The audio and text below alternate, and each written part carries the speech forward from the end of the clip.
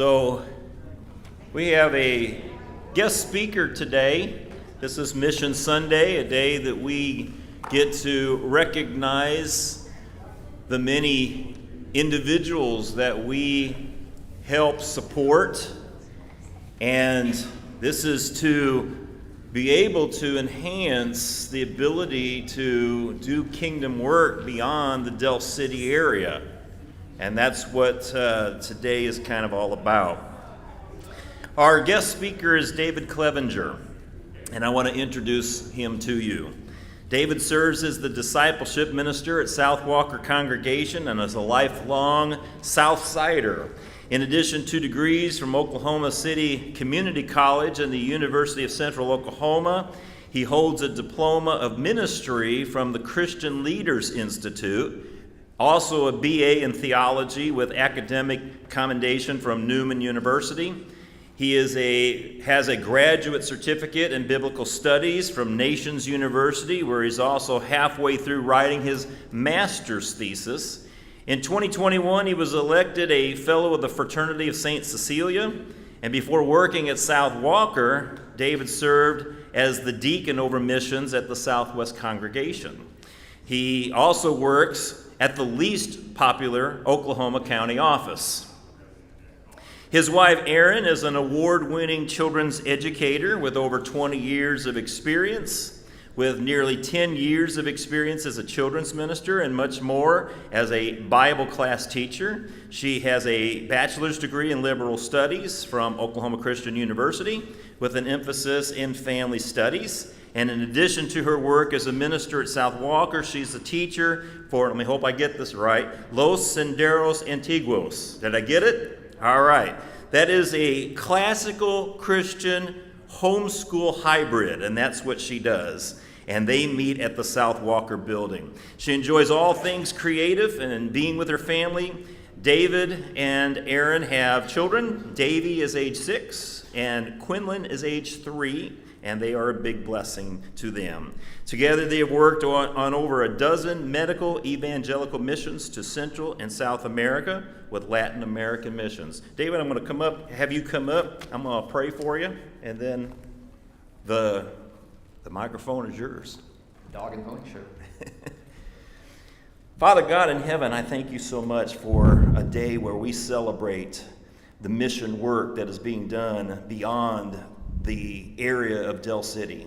I'm thankful for people like David who have a heart for ministry, and I'm grateful for the fruits and that result from the labor of their work. Father, I pray that you will help us to understand some of the work that these fine young people do. And I just pray, Father, that in all ways and in all things you will be recognized as the God that makes all things possible, and to you be glory, honor, and praise. In Jesus' name, amen.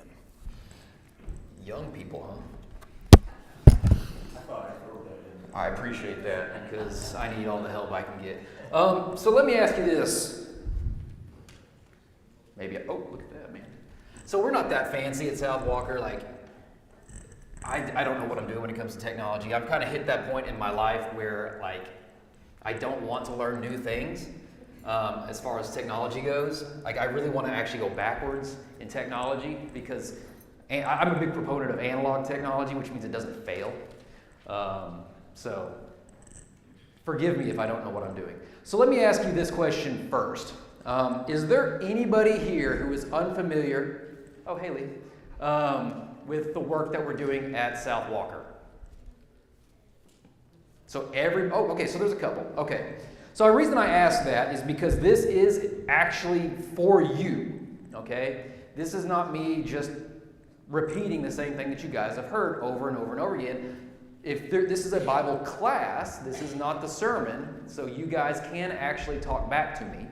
If you have a question, raise your hand and be real obvious about it, because I'm blind and I'm deaf.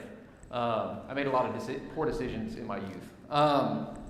So I told Taylor that I was going to come over completely unprepared, so that way you guys can be in charge of what you guys want to know. So let's talk about South Walker. Let me go back here. So in the 70s, in the 80s, carrying on into the 90s, there was this kind of big mass exodus from the cities into the suburbs. All right, that's when places like Newcastle, Mustang, Yukon, Edmond. Now we're going into the Deer Creek area. You just have these massive areas of population growth in the suburbs. So consequently, a lot of these churches kind of said, hey, you know what we're going to do? We're going to follow where our people are, you know? So what that did is that kind of left a big vacuum of churches within the inner city. Okay? So these white populations kind of left along with their churches. They left the city center for the suburbs. But here's the thing. The population didn't actually, oh, that's us, by the way, didn't actually decrease, okay? But it did change. And I am a firm believer that if your church doesn't look like your neighborhood, you're not actually reaching your neighborhood. And that's across the board. It doesn't matter whether it's an Anglo neighborhood, a Hispanic neighborhood, a black neighborhood, an Asian neighborhood, an Indian neighborhood, whatever it is. If you don't look like your community, you're not reaching them.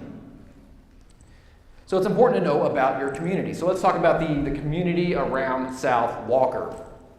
So our neighborhood is 51% Hispanic there, 37% white, and the remaining 12% is a mixture of black, Native American, and Asian. We can look at around the first mile around our building, okay? 48% of the population is 29 or under. That should tell you something real quick. Our neighborhood is very young. Less than 2 miles to the west, my alma mater, U.S. Grant, is 77% Hispanic of the 1,800 students. Now this is a little dated. The numbers will change. I think right now those numbers have gone up slightly. I think the Wheeler District is just right down the street from us as well. Capitol Hill as a community is undergoing development right now as well.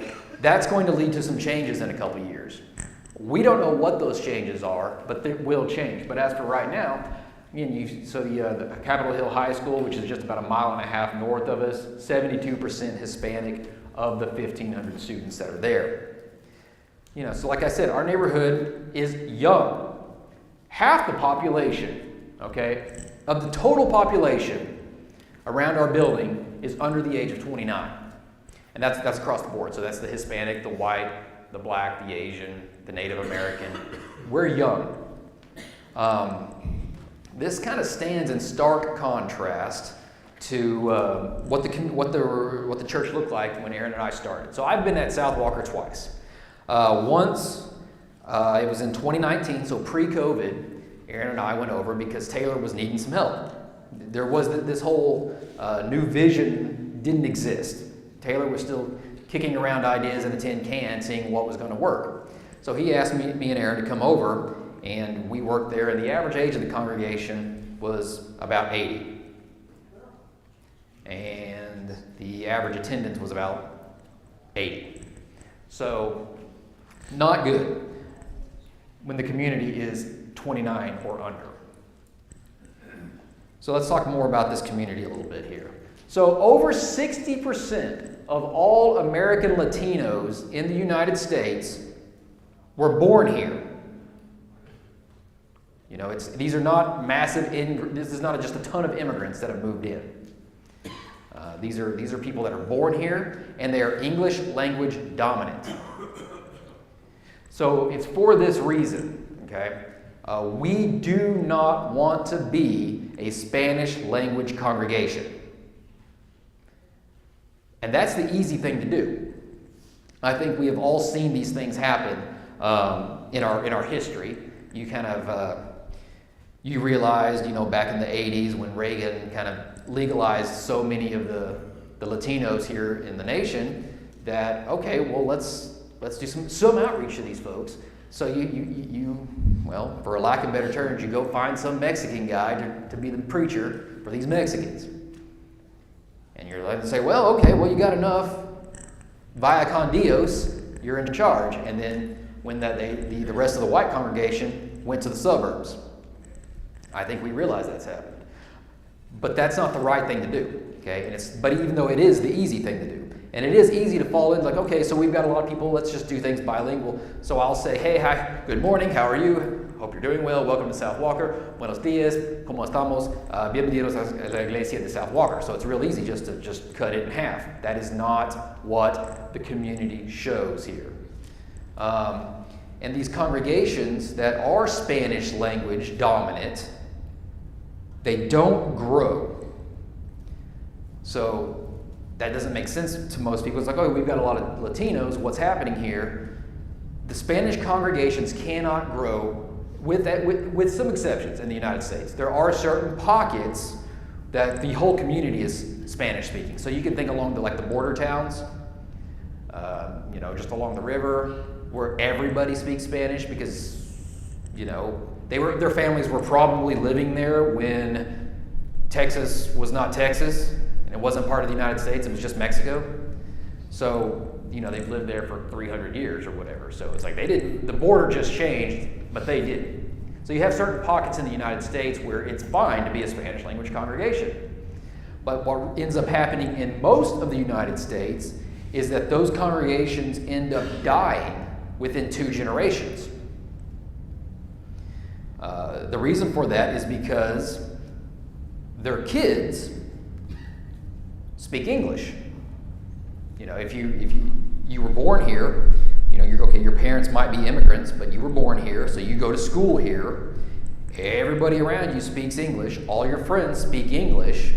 You end up being trying to turn at 16 and go get your job at Brahms. You're speaking English. So everybody's speaking English. So you can't invite somebody to come to church. Am I gonna, if my name is Juan Emanuel, am I going to invite my friend Billy, to come to church when I know good and well he's not going to understand anything? No.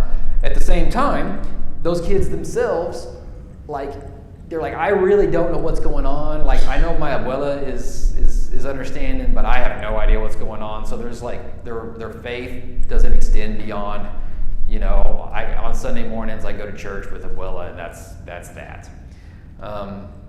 So these Spanish language dominant congregations, what they really rely on are solely immigrant populations, like new people to the country, to the region. And those immigrant populations almost have to be from the same region as wherever the existing congregation is from.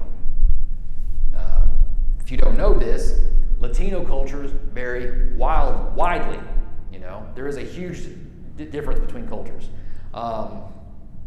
They don't all just, you go south of the Red River, and they don't all just speak Mexican. That's what I grew up here. It is they're speaking Mexican. I'm like, what does that even mean? Because I can't understand somebody from Argentina. I do not understand Argentinians. I can understand Peruvians if they talk loud enough. But Peruvians and Mexicans don't particularly like each other because they don't speak the same language. It's like people from the United States and people from England. I don't understand what those people are saying. It's the same deal. Just because the language is similar, the cultures are wildly different. So let's talk about some of our successes here. So on our first Sunday, so like I said, we were at South Walker in 2019. I got recalled, we'll put it that way, to go back to my home congregation. And they were having some issues. They needed Aaron and I to come back. They needed some more teachers, things like that. So I was there. I was the deacon over missions. And then COVID happened, and I was like, man, I've been going to all these other countries. In fact, I was in El Salvador on the Wednesday of the Thunder game that got canceled. Anybody remember that day? Yeah, so I was sitting in an interesting hotel room. It was actually one of the nicer hotels that I've stayed in El Salvador. And I was trying to it's at night, everybody's in bed, and I'm trying to figure out what's going on in Oklahoma. Because I'm like, man, I got to see my Thunder. And nothing happened. I was like, well, well, that's real weird. So I went to bed and I woke up and all of our flights were canceled. But nobody knew that except for me, because I was the only one that had an international plan. So, I couldn't do mission work anymore because everybody shut their doors. So I was like, well, how can I justify taking all this money, spending it to go on this cool adventure if I'm not willing to do the same thing here? Well, lo and behold, there is an opportunity. So in January of 21, Aaron and I started back at South Walker. And there were 38 people in attendance that first Sunday. Again, that's a little bit skewed. Now we're averaging 95 on a Sunday morning. So you can see kind of there is an upward trend there. So 21, and for the rest of 21, we were averaging 70, which, that includes the big holidays. Think Mother's Day, Easter. It was kind of a rough start, we'll put it that way. 2022, we're up to 82 average on a Sunday, 23, 92, 24, 95. Obviously 2025 isn't done yet, so what I did is I went back through the last several, month and a half of attendance, see what we came up with. We're hitting 95 again. Now I do know that there are some Sundays you've got, again, Mother's Day and Easter, we were large. Wednesday evenings, 21, we averaged 50 on a Wednesday, 22, 70, 23, 74, 24, 86, and then 2025, 75. I don't know what's going on. It could just be that spread that I took happened right about the same time school started. I do need to do some digging in on that. But you can see that we have been kind of slowly, steadily increasing. We've kind of plateaued at 25. We're working on some strategies to kind of, push through that plateau. One thing I do want to point out is that we average 74 people in Bible class. So if we had 95 people on a Sunday, we have 74 in our Bible class. That ends up being about 77% of our Sunday morning group stays for Bible class. That is actually down a little bit, I will say that. Again, in 24, we were averaging about 83% of our Sunday morning class was in Bible, or Sunday morning worship was in Bible class.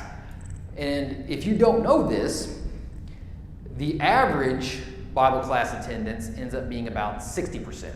Somewhere between 60 and 64% is what your average Bible class attendance is. So we're still way ahead of the curve. Not as far ahead as I'd like to be. There was a couple of years, I think in 23, we were actually averaging about 87%. We've had some deaths. Like I said, when we were there the first time, the average age was 80. And then we go through a massive pandemic. I don't think we have to explain necessarily the end results of that. So of this 95% here, about 40% is Hispanic in some shade of it, we'll put it that way, which is much closer to the 51% composition of the neighborhood.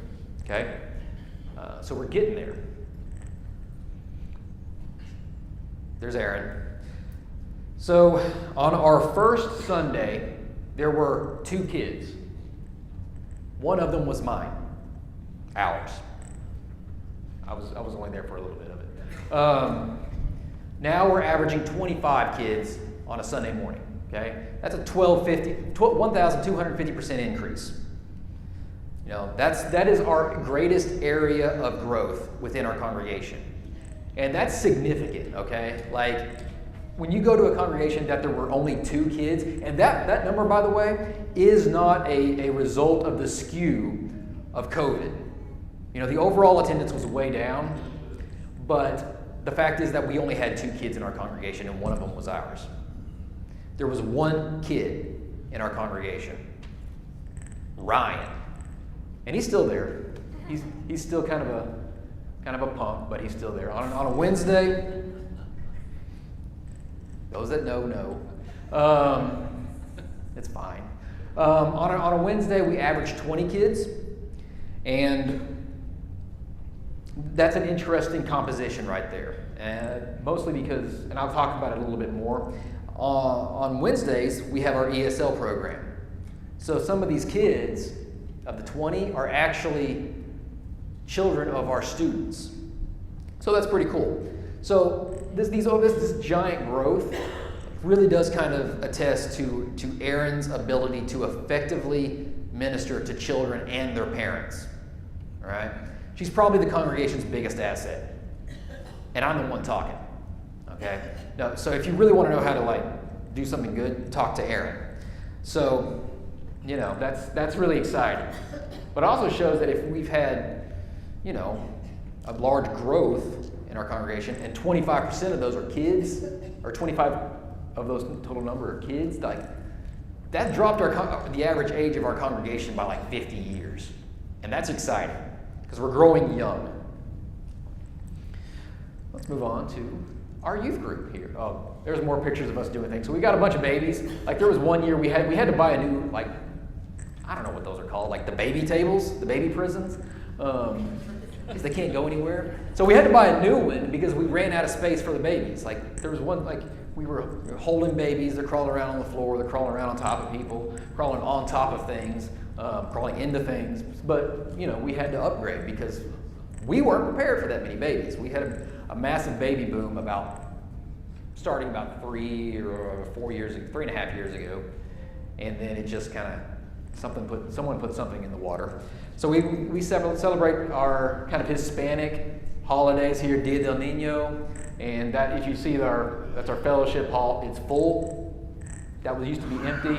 There's the back of a very blurry picture of Davey in there as well. We've got our BBS soccer camp, things like that. So yeah, we've got a lot of kids there. Those used to be just empty classrooms. They were just shut doors, lights were turned off, smelled kind of funky, the old church smell.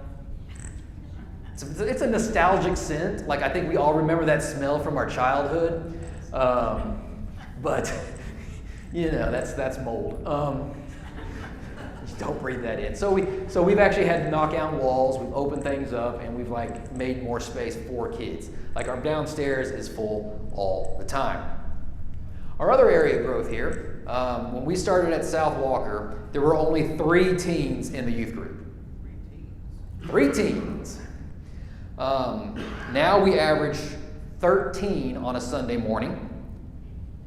And the vast majority of these teens, so this here is a picture from the Memorial Road Unite. That's got our teens, it's got our tweens, it's got the young kids that like to hang on and be cool. But most of these kids, they don't have family in the church, meaning that they're coming on their own. Again, this is not a number that's skewed by COVID.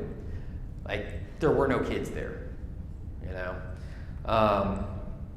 So those original 3, I think 2 of them have kind of grown up. Well, one of them has grown up, gone off and got a real job, but the family as a whole kind of moved away. So none of these kids that you see in this picture were there when we started. And this really represents the work of 2 people, and I cannot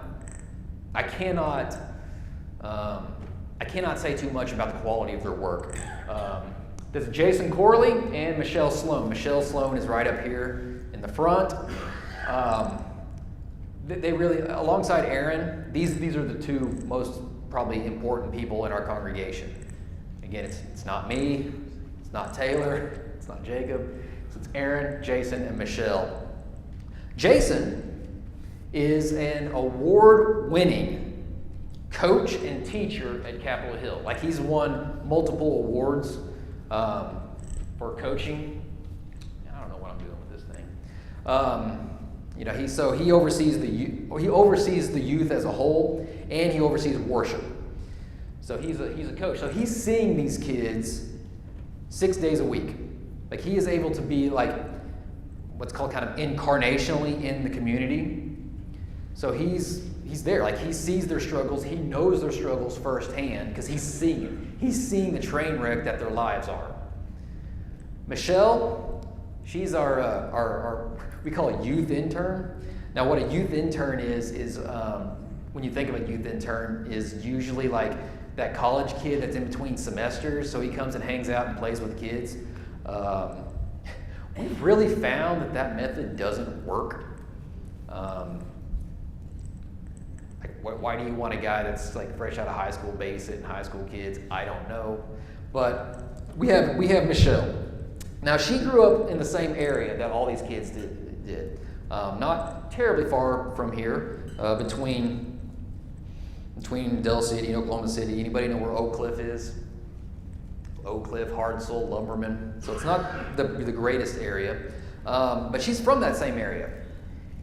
And here's the other thing. Let's go back here. Do you see something in common with all of these young people? You see something different about them? Or something really unusual about a youth group? They're all girls. So, who better to know what the needs of a young girl, a young lady, a teenage girl, who knows better than what they're going through than like a woman, right? Honestly, a woman that grew up in the same area. I tell you what, like you think of it. So a long time ago, Justin was working with us. You think Justin has any idea what a group of like a whole pack of teenage girls knows about? Like honestly, I'm looking at Garrett over here. You think Garrett knows anything about a horde of women? I did in high school. Hey. Oh! And that's why we don't want a young guy hanging out with all these high school girls. Like if you, poor Ryan is part of that youth group, and if Brian was smart, he would be the luckiest man on the planet. I guess thankfully for everybody, he's not that smart. But no, here's the real thing. Like these girls have issues. Our youth group as a whole has issues, and Michelle fills that position. Jason, being a guy that's actually went to school to teach people, specifically high school kids, he does a lot of the actual teaching. Michelle does most of the pastoral work. We'll put it that way. So we don't like to use the term pastor. So we got the youth minister and we got the youth pastor right here because she takes care of those needs. And she does it in a way that I wouldn't be able to deal with it. I've got a young daughter. She's 3, and she's already more than I can handle. So you throw 10 more into the mix, man. Like, just send me home. So what else? Oh, Michelle also works very closely with Aaron and the children. So we have we have all these kids. Michelle helps with that as well, and she actually is one of the co-teacher at LSA, the Los Senderos Antiguos, our classical community that meets in our building. Now let's go back to this picture here. One of the cool things about this growth, okay, in both the number and the diversity, is that it helps fuel more growth and more diversity. All right. So if you look at these kids, there's Ryan right there in the middle of those girls. Good for him. You've got a mix there. Like there's none of them look the same. You've got some Anglo kids there. You've got some black kids there. You've got some Hispanic kids there. You've got native kids there, and then you've got mixes of all of that in there. So it's really cool that as we grow, we continue to grow because we're different. You can find somebody that relates to you. I think we all know what it's like to kind of go somewhere and not know kind of what's going on. Like you ever go into a congregation where it's like they do things in a different order and you have no idea what's going on. It's like, I needed 2 songs before communion. So it's really neat. I will say that. So at one point in time, there were 5 languages represented in our congregation. So I had to learn a lot of stuff real quick. I'm pretty good at English. I've yet to master it. I was terrible at it in school, but here I am. I've worked out. I never took Spanish, but I just kind of learned it because I worked in, my first real job was in construction. So the words that I learned were not good words. I still know those words, but I don't use them. The only language I actually ever studied was French. How many French people are hanging out in Oklahoma? Yeah. So what ended up happening, though, is recently there's been a lot of Haitians that have come to Oklahoma. And because we have our ESL program, I'm having to relearn French, the thing that I haven't spoken in 23 years. So that's really, really cool. We've also had Choctaw. That's a pretty Oklahoma language right there, but you don't get to hear it very much. Thai, had that in our congregation. I forgot, Farsi and Arabic. I can't speak either one of those. But luckily their English was better than my Arabic and my Farsi. Additionally, move on here. Oh, there's some more pictures of our kids. Again, they're all girls. That's why I stay away from them. They're just too stressful. So our online outreach here. South Walker was an early adapter of online ministry because we had so many shut-ins. Again, if the average age is 80, that means there's at least half of the congregation is going to be older. So one of our late ministers, Gary Cannon, he was very, very forward-thinking in our online presence. So we had that set up. Now, there were 252 followers when Aaron and I took over social media. Now we're hitting over 4,000 on a regular basis from all around the world. And that's growing steadily. Mostly from parts of Africa, Philippines, and India, which is nowhere near our target audience. And yet, they tune in every Sunday to kind of hear what we got going on. And they let us know that they're I always say, give us a like and leave a comment to let us know that you're with us, because I want to know. And I do know that we have folks from South Africa watching, because Paul was a missionary all around. One of our elders, former preacher, Paul Sparks, he was a missionary around the world. So he knows all these people around the world, so they get to watch it as part of all that. And this has actually led to Bible studies and baptisms. So this isn't just a neat thing, but people have watched us and kind of shut-in type situations and have come in and been baptized. And they leave the like and they let us know that they're with us. So we talked about overall growth, children's growth, teen growth. So let's talk about a little bit on some spiritual maturity. This is kind of where my main area of focus is. When I'm not having to just do other stuff, I think we know what that's like. Those of us that have worked in ministry, this is your job, and then there's all the other things that you do.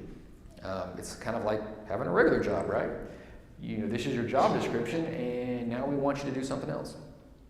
So the other way to kind of look at this is after I've been baptism, now what? What do I do next? And this is kind of where I come in. So Ralph Winter, anybody know Ralph Winter? I don't expect you guys to know. He's a very niche guy, but if you're in the world of missiology, he's probably the guy. And he once said that the essential missionary task is to establish a viable indigenous church planting movement that carries the potential to renew whole extended families and transform whole societies. It is viable in that it can grow on its own. Indigenous meaning that it is not seen as foreign, and a church planting movement that continues to reproduce intergenerational fellowships, basically meaning that it's able to evangelize the rest of the people that are around there. And what that requires is teaching, training, and then number 3, allowing it to happen. You can't, church leaders tend to be very hesitant of saying, all right, get out there and just do it. And then people tend to be kind of hesitant about wanting to do it, because it's usually the people who can do it are I don't know about that. And the people who shouldn't be doing it is let me do it. I want to preach this Sunday. And I'm no, you don't, because I know what you believe and you are crazy.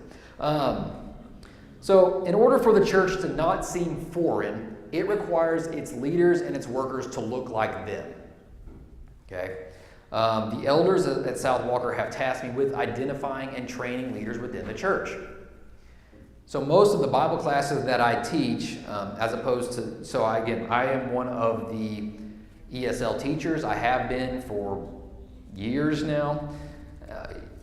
So my actual Sunday morning Bible classes, those usually revolve around men's training, biblical interpretation, Christian living, those kind of things. Like, I want you to do these things. I also kind of oversee missions. So as a result, we have seen an overall growth in participation, especially in worship leading, both of English speakers and as well as some Spanish speakers. So you think about the guys that lead the prayers, the guys that serve on the table, the scripture reading, things like that. Those have become more diverse. I will say that one of the challenges that we have among our Latino population is there's not a lot of men qualified to lead yet. And that has been a frustration. But that is kind of the nature of the modern world. And especially kind of this perception about church being kind of a feminine thing. I don't know if you realize that or not, but there is kind of especially among Latinos, there is kind of this idea that the women go to church, the men go to work.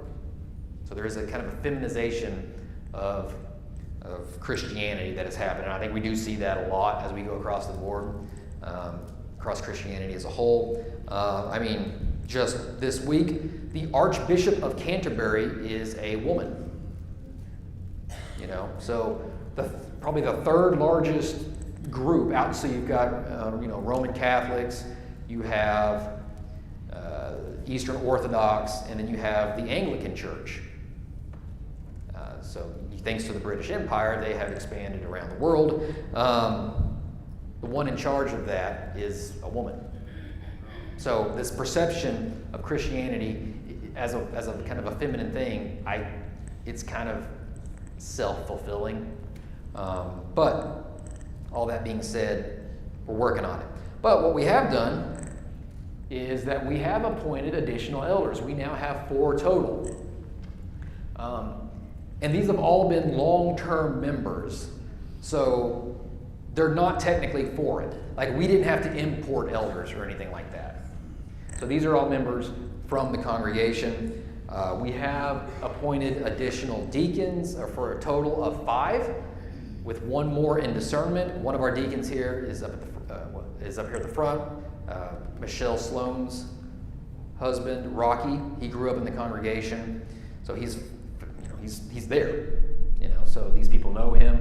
So he's technically what would be considered an indigenous leader, because he's from the congregation. So again, not foreign. And then we have created an overall, not as much as I want to, but probably as typical what you can see anywhere else, a group of mission-minded members.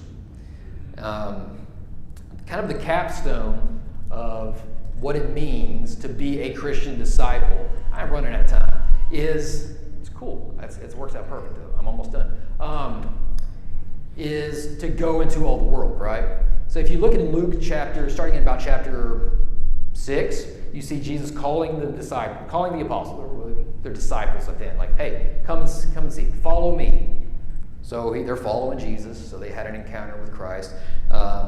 He teaches them, like you read about parables, he's going to all these things, he's doing miracles, showing all these cool things that Jesus does.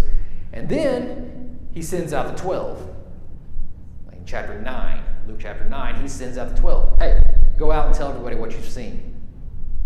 I'm going to give you the power to cast out demons, to heal, all these things. And they come back and they say, Master, we have done some stuff. And told them all about everything that they did. So they're like, all right, come and rest. But what those disciples did is they brought more people to Jesus. Because what you can see in Luke chapter 10, you see him sending out 72 disciples. And they're doing the same thing, and they come back. So you see this repetition here. You come see Jesus, he teaches you, he sends you back out. You bring people to Jesus, he teaches you, he sends you out, You bring people back to Jesus. That's what you're supposed to do as a disciple. So going on a mission trip is kind of a capstone to that process. You know, these are for more mature or maturing disciples that they really put their faith into practice. They gain skills and confidence to become more active workers back at home. Now, these trips that we go to, in our introduction, I work with Latin American missions, doing evangelistic and medical campaigns. What they allow to do is, whatever skill set you have, you're able to be an active participant in fulfilling the Great Commission. You know, if you're a doctor and you're healing people, should you stop what you're doing to take out the trash? No, I can take out the trash while he's doing doctor stuff. Of course, it's the same, like not all of us are called to be evangelists, like as far as like sit down and have Bible studies with folks. Like some people that just don't have that skill yet, but they're willing to do other work. So whatever your skill set is, these allow you to fit in there. Those that go on these trips tend to be the most productive within the congregation. We've gone to Honduras 3 times. What you see there, so you see me, Aaron, Michelle, Jason, and one of our deacons, Marlon. This is us this past summer in Honduras. We've gone 3 times. The only issue with these trips is that they are expensive. Like, I think we understand that. But the reality is they bear fruit both there and here. There's something, like you can say there's plenty of lost people here, and that's true. But one thing that if you get yanked out of your comfort zone and dumped into the middle of somewhere else, like, I don't know where I'm going. That's how I learned Spanish, by the way. Like, hey, I don't speak anything around here, and I have to figure out how to tell them where the bathroom is. You know, something simple as that. But you all of a sudden have all of those walls, those barriers stripped from you. It's like you might actually have to see your neighbor at the grocery store after he tells you, like, no, I don't want to go to church, you crazy person. Well, you're going to run into your neighbor again, so you get kind of scared. It's like, well, I don't want to say anything to him. We're pretty cool right now. He takes out my trash when I'm out of town. But there's something nice that when you get, you don't know what's going on. They don't know you. You don't know them. But you know about Jesus, and you know they need Jesus. There's something about that. So once you start removing those walls, those barriers, it's easy for you to come back here and just say, well, I did it there. It's easy. So they do bear fruit. Let's talk about some of our partnerships. So we have a building, right? We have to pay on that building. You know, we've got a roof mortgage, we've got electric bill, we've got all these heat and air. So we have this building that we're using. It would be a shame to let it go to waste and only use it twice a week. So we have a building, and it gets used almost every single day. So what we have here, one of our very first ministries that we've done is our Whiz Kids program. We've been doing that for 28 years now. So you see that's Paul Sparks with some of our kids. Rocky's brothers were in our Whiz Kids program, basically teaching them how to read. So he's still around, so it kind of works. That's Erin. She helps with our Whiz Kids program. We have the Lynn Institute, which is it's the nonprofit branch of Integris. Oh no, you're not talking. I've got 3 things left to go through here. Lynn Institute, they meet in our building. They're focused on healthy living, healthy bodies. We've got Lilyfield, forming healthy families and healthy communities. They meet in our building. We've got our ESL program. There's me with some very 80s looking hair there. This is, if you look over here, this is Bayan from Jordan. How many Muslims you got coming into your building? And then these are some kids that we worked with the Park Church of Christ in Tulsa. Coming in there, I was kind of showing them how to do that. But yeah, Bayan came to practice her English. We use our building as a tornado shelter. Every time the sirens go off, our building fills up. Our school, Los Senderos Antiguos here, these are a bunch of more kids that are in our building. And overall, this is again one of Jason's ministries. This is the Capitol Hill High School team, our high school football team coming in. We're feeding them. We have nearly 100 guests in our building every single week. Now, I will admit we have not done our best to capitalize on that. But, like, we have people coming into our building. Guests, visitors, however you want to call it. People who are not members of our congregation coming in, and we're able to have contact with it.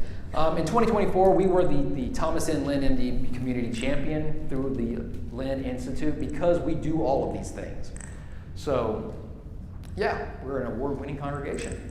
So that's us. I talked about 15 minutes longer than I wanted to, but I'm not going anywhere unless you kick me out. I've got my card up here at the front in case you want to actually talk to me. I'm going to stick around afterwards, of course. The rumor is that there will be food, if you don't kick me out first. And you know, Aaron and I send out a monthly newsletter, kind of do a mission report. So if you're interested in that, you can leave your name and email for that. So, anyways, I'm done. You can kick me off now. I only went 2 minutes long.